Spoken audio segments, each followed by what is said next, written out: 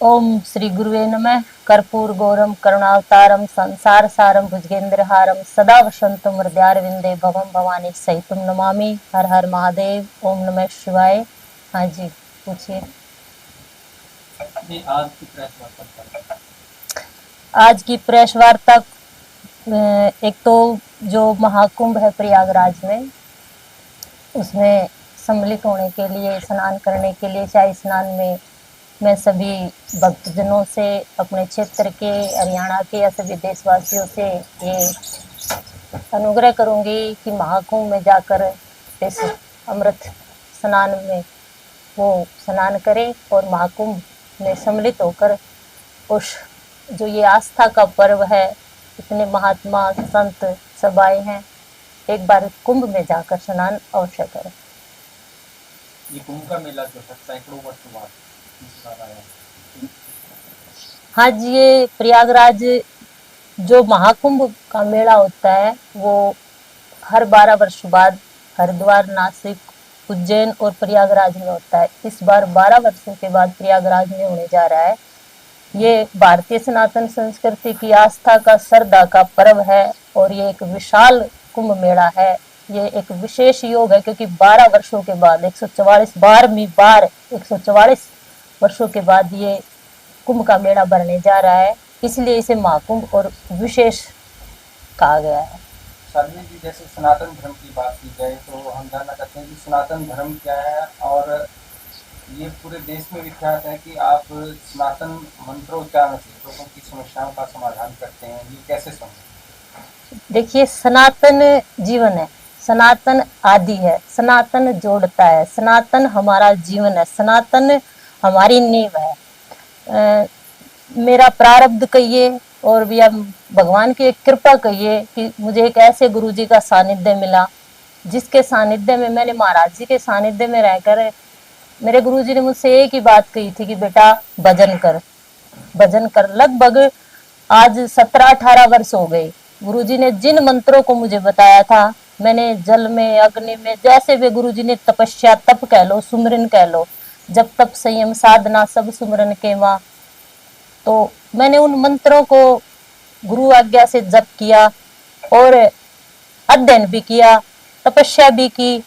और आज विशेष इस प्रेस वार्ता को आप सबको मैंने इसलिए भी आपके सामने में आई हूँ कि कहते हैं कि गुरु ने जो दिया, गुरु के ऋण से ऋण होने के लिए हम, गुरु ने हमें जो दिया वो हमें समाज को देना चाहिए। संत महाराज का जीवन समाज के लिए होता है। तो हाँ, आज मैं पूर्णता के साथ कह सकती हूँ कि मेरे गुरुजी ने जिन मंत्रों का भजन किया और मुझे जो दिए, मैं बिल्कुल पूर्णता से आपको, आपके माध्यम से पूरे समाज को ये बात कह सकती हूँ कि हाँ, सनातन धर्म के मंत्रों में वो ताकत है, वो शक्ति है कि आपकी हर समस्या का समाधान हो सकता है। शाही स्नान है आपका प्रयागराज में, कब भी जाएंगे और कैसे? मैं शाही स्नान में मौनी अमावस पे 29 तारीख को सम्मिलित होंगी। तो वहाँ अखाड़े ने मुझे एक महामंडलेश्वर की उपाधि दी है, ये हमारे लिए बड़े सौभाग्य की बात है।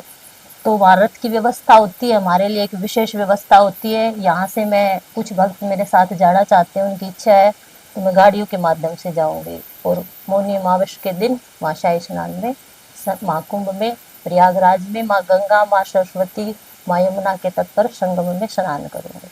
महामंडलेश्वर से क्या अभिप्राय है?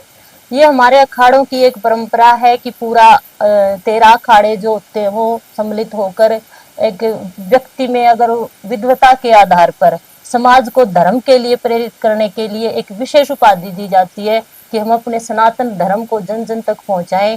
तो गुरुजी की कृपा कहिए या उन्होंने मुझ में कुछ ऐसा देखा कि इस उपाधि को मुझे प्रदान किया। सरजी जी, आप बहुत पढ़े लिखे भी हैं, लेकिन एक व्यक्तिगत सा सवाल है, जहाँ महिलाओं को समाज में शादी बनने से बहुत प्रतिबंधित रहते हैं, तो आपने शादी ना कर करके ये कठिन मार्ग क्यों चुना?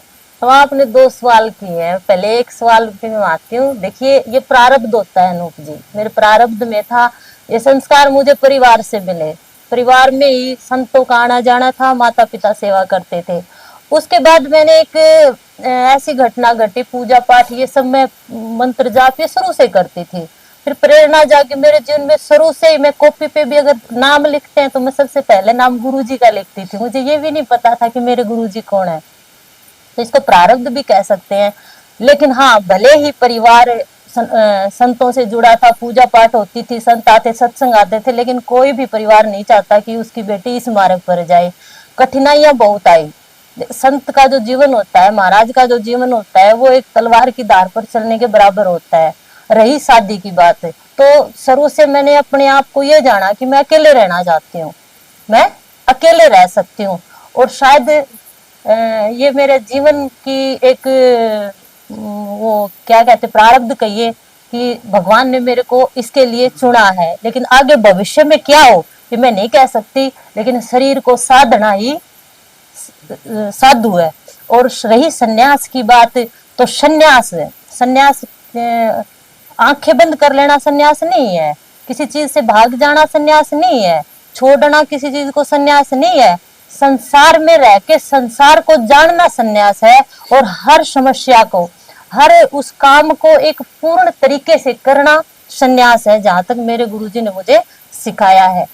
और इतनी बाधाएं मेरे जीवन में, शायद इस चीज को आज मैं पूरी पूर्णता के साथ कह सकती हूँ कि हाँ, सनातन मंत्रों में इतनी ताकत है कि मैं आपको ना कोई दवाई दूंगी, ना कुछ भी नहीं दूंगी, लेकिन मैं आपकी बॉडी, जो आपकी शरीर का स्ट्रक्चर है, बॉडी है, कि किस व्यक्ति को किस मंत्र का जाप करना चाहिए, अगर उस मंत्र को आप 3, 7, 21 या 40 दिन में करते हैं, तो मैं साक्षी हूँ इस बात की कि आप हर समस्या से लड़ सकते हो। आपके शरीर के अंदर कितनी पावर है, इतनी एनर्जी है, एक वो परमात्मा का अंश, वो आत्मा है। अगर आपको अपने शरीर के अनुरूप एक मंत्र मिल जाए और आप उसका जाप करो, तो आप हर बीमारी से, हर समस्या से जीत सकते हो।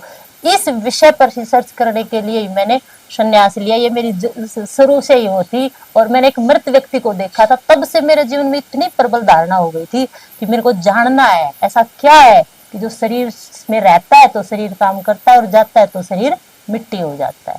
तो आपने सुना हमने कि 12 साल तक आपने लगातार तपस्या की है, तो क्या सच है? मैंने, देखो, मेरी एक इच्छा थी महाराज जी के पास आके कि मेरे को इस चीज को जानना है। अगर आपको एमसीए करनी है और करनी, आप कॉलेज में जाओगे, डॉक्टर बनना आप हॉस्पिटल में जाओगे। हमें, मेरी इच्छा थी कि मैं अध्यात्म को जानूं। और अभी तो मैं नहीं कह सकती कि मैंने जाना है, लेकिन मैंने इतना जरूर जाना है कि सनातन आदि है, अंत है। सनातन पद्धति के अनुसार अगर आप जीवन को जीते हो, तो आपको किसी वस्तु, व्यक्ति, पद, पैसे, दौलत के पीछे भागने की आवश्यकता नहीं। आपके अंदर कितनी पावर है कि सारी चीजें आपके पास आएंगी। अरुण जी, आपका पहला कुंभ स्नान है, इससे पहले भी आप नहीं, मैंने पहले हरिद्वार में कथा भी की है और स्नान भी किया है।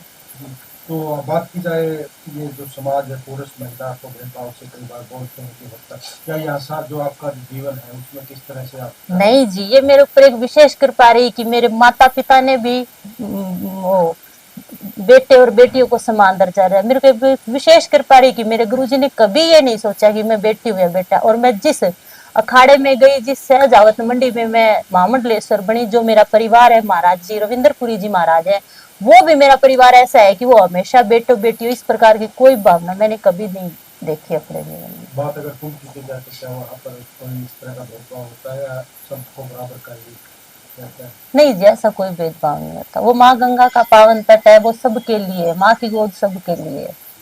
अभी आपने सनातन धर्म के मंत्रों का जिक्र किया, किस प्रकार के असाध्य रोगों का इलाज संभव हो सकता है? कोई भी रोग, कोई भी समस्या हो, रोगिनी कोई भी समस्या हो। क्योंकि देखिए, मीडिया संसार का आईना है, और मेरे गुरुजी ने मुझे जो दिया है, आज मैं पूर्णता से इस बात को साक्षी होकर कह सकती हूँ कि कोई भी समस्या हो, मैंने खुद उसका, देखिए, अपने ऊपर भी उसको रिसर्च किया है। कोई भी समस्या, वो आपकी विल पावर कितनी है, वो आप करते कितना हो। इतना ऐसा नहीं कि आप आ गए और मैं आपको कुछ दे दूंगी ना, आपको करना पड़ेगा। रास्ता बताता है संत, लेकिन करना आपको पड़ेगा। लेकिन आप कुछ भी कर सकते हैं।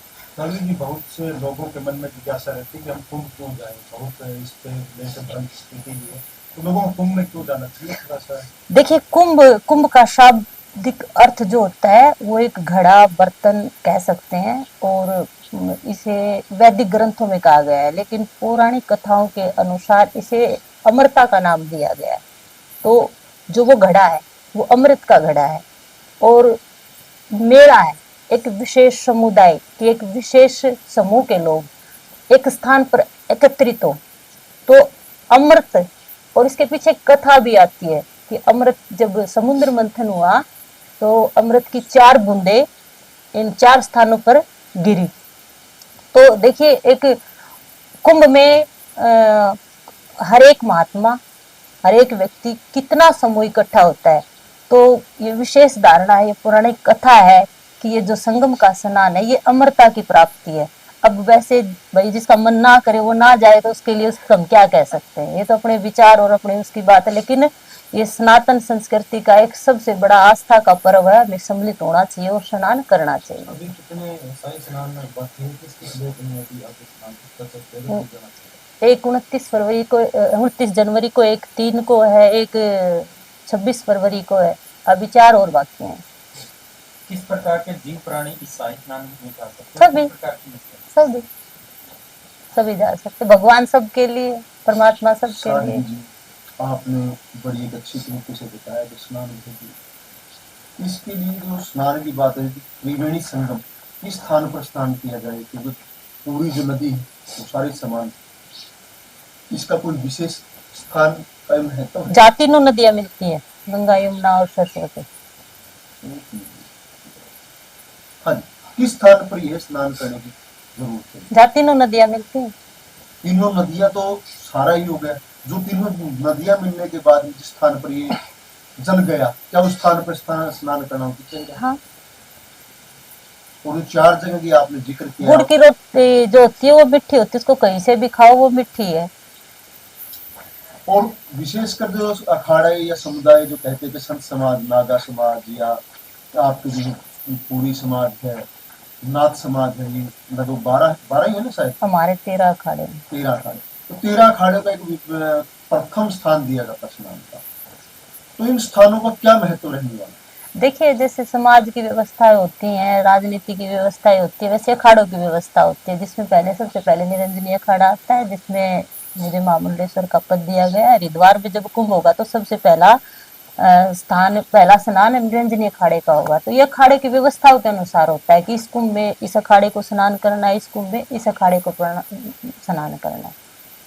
तो जैसे आप लोग अभी वहाँ कोई नहीं तो हर संत वहाँ अपनी कुटिया या कोई अपनी व्यवस्था बना चुके हैं, तो क्या आप लोगों ने भी वहाँ बना दी? हाँ, हमारे अखाड़े ने ये व्यवस्था कर रखी है, और हमारे अखाड़े की एक विशेष व्यवस्था है कि वो अपने अखाड़े की साधवियों को एक विशेष व्यवस्था वहाँ देती है। तो आपके लाखों ऐसे भक्त हैं जो आपको किसी न किसी माध्यम से देखकर सुनते रहते हैं, उनके लिए क्या संदेश है? मैं मेरे भक्तों को यही संदेश देना चाहती हूँ कि आपने भजन के माध्यम से, कथा के माध्यम से और हर रूप से मुझे प्रेम किया है, और आपने जो मुझे प्रेम किया है, मैंने गुरु प्रेरणा से जिस सनातन पद्धति को जाना है, जिस सनातन धर्म को जाना है, आज मैं उस सनातन को और सनातन के मंत्रों को आप सबके लिए आपको देने जा रही हूँ। आप सबको इतना ही करना है कि सनातन मंत्रों को जन जन तक पहुंचाना है, ताकि मैं भी अपने गुरु के ऋण से मुक्त हो सकूं और मेरा समाज सनातन से जुड़कर स्वस्थ, सुखी और आनंदमय हो जाए।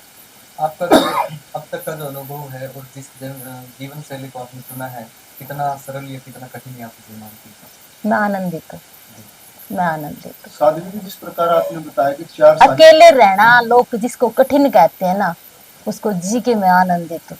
और मैं ये बात कहती हूँ कि दुनिया का हर रिश्ता, हर साथी, हर वस्तु छूट जाएगी, लेकिन जिस दिन आप खुद से जुड़ गए ना, खुद से जुड़ना ही आपके जीवन का एक परम आनंद है। और उस आनंद को देने के लिए मैं समाज को देने के लिए तैयार हूँ।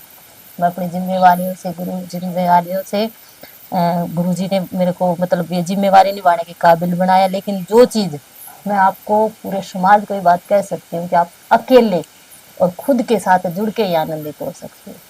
तभी आपने जो बात की है, तो जो लोग चाहते हैं कि उनकी समस्याओं का निवारण हो, तो वो संपर्क कैसे करें? वो मेरे मोबाइल पे संपर्क करें। और उन लोगों से एक बात जरूर कहना चाहती हूँ मैं, कि जो मंत्र मैं आपको बताऊं अगर वो जप सकते हैं और कर सकते हैं तो ही मेरे पास आए, क्योंकि मेरे पास ऐसी कोई वो नहीं कि मैं हाथ पर रख दूंगी। आपको सही बता रही हूँ, करना आपको पड़ेगा, लेकिन 3 दिन में आपकी शरीर की कैपेसिटी कितनी है, उस मंत्र का जाप बॉडी के अनुसार मैं आपको वो मंत्र बताऊंगी, क्योंकि जिनकी मैंने साधना की है 3 दिन में, 7 दिन में, 21 दिन में, 40 दिन में, मैं दावा करती हूँ कि आपकी हर समस्या ठीक होगी। लेकिन करेगी नहीं साध्वी जी, करना आपको पड़ेगा। वही आए मेरे पास और मेरे मोबाइल नंबर पर कांटेक्ट करके आए। साध्वी जी, जो शाही स्नान है 4 है, तो अन्य दिन जैसे कुंभ लगभग 1.5 महीना चलेगा, तो क्या उस स्नान का और शाही स्नान का क्या महत्व है? देखो, शाही स्नान की कुछ विशेष व्यवस्थाएं होती है। जैसे महाराज जी ने शरीर छोड़ा, अब आप इस आश्रम में आए हो, आ गई, भगवान का दर हमेशा खुला रहता है, लोग जाते हैं, स्नान करते हैं। लेकिन महाराज जी ने शरीर छोड़ा, उस दिन को विशेष मनाते हैं। तो हमारे महात्माओं ने, अखाड़ों ने इन ये जो शाही स्नान की जो तारीखें दी हैं, तो इनमें कुछ विशेष है। क्योंकि जो अमृत की जो बूंद, जो कलश, जो अमृत की जो बूंद गिरी थी दैत्य और देवताओं के बीच जो युद्ध हुआ था, तो वो इसी दिन गिरी होंगी, इसीलिए उन्होंने इन तिथियों को चुना है। जो आपने 4 जगह के जो गंगा सागर का भी एक स्नान बताते हैं, उसको कितना एक महत्व मानते हैं? कहते सारे तीर्थ बार बार, गंगा सागर एक बार। जो कपिल भगवान हुए थे, महाराज मनु और देवहूति के पुत्र हुए थे। तो महाराज मनु और देवहूति के जो पुत्र हुए थे, कर्दम भगवान, उन्होंने अपनी माँ को सांख्य योग का ज्ञान दिया था। क्योंकि जो महारानी मनु और शत्रुपा की पुत्री थी देवहूति, तो उसने अपने पुत्र से प्रश्न किया था कि बेटा, मैं पिता के घर में भी राजशाही जीवन जिया, पति के घर भी राजशाही जीवन जिया, लेकिन मुझे फिर भी अतृप्ति है।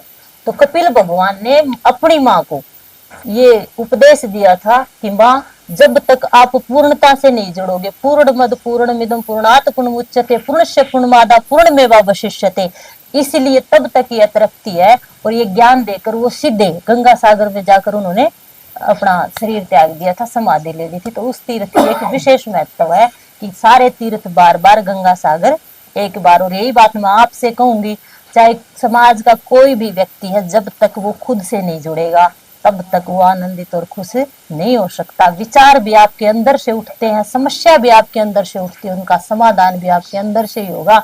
लेकिन सनातन पद्धति, सनातन खान पान और सनातन मंत्रों से जुड़कर आपके अंदर एक वो विल पावर जागृत होगी कि आपको फिर किसी साध्वी जी की या किसी की आवश्यकता नहीं होगी। आप खुद एक, आप सबको इस सन्यासी और महात्मा बनाना चाहते हैं। आप किस दिन यहाँ से प्रस्थान करेंगे?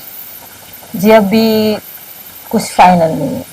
मैं 25 को भी जा सकती हूँ, मैं 28 को भी जा सकती हूँ, मैं पहले भी जा सकती हूँ, क्योंकि महाराज जी का जैसा आदेश होगा।